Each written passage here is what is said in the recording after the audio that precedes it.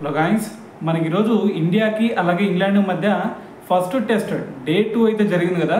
మరి డే 2లో Rishabh Pant excellent innings ఆడాడని చెప్పాలి.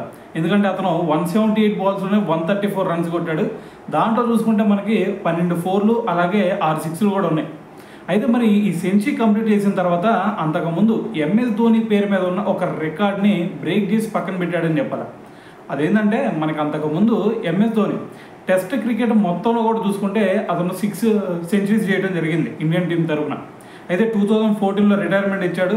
సో అప్పటి నుంచి ఇప్పటి వరకు ఎంఎస్ ధోని పేరు మీద ఉన్న ఈ రికార్డ్ని ఎవ్వరు కూడా బ్రేక్ చేయలేకపోయారు. అయితే మరి దాని తర్వాత చూసుకుంటే మనకి వృద్ధిమాన్ సహా, సో అతను మనకి టెస్ట్ క్రికెట్లో ఏకంగా 3 సెంచరీలు చేశాడు.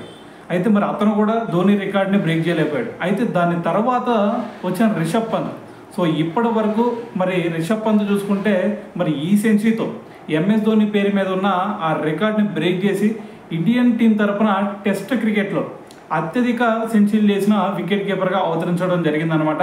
సో మరి అయితే ఓవరాల్గా మరి ఇప్పటి వరకు టెస్ట్ క్రికెట్లో మనకి ఎంఎస్ ధోని రికార్డ్ని బ్రేక్ చేసి మరి ఫస్ట్ ప్లేస్లో అయితే రిషబ్ పంత్ ఉన్నాడు. సో మరి దీని గురించి మరి మీరేమనుకుంటున్నారు అనేది కూడా కింద కామెంట్ చేయండి.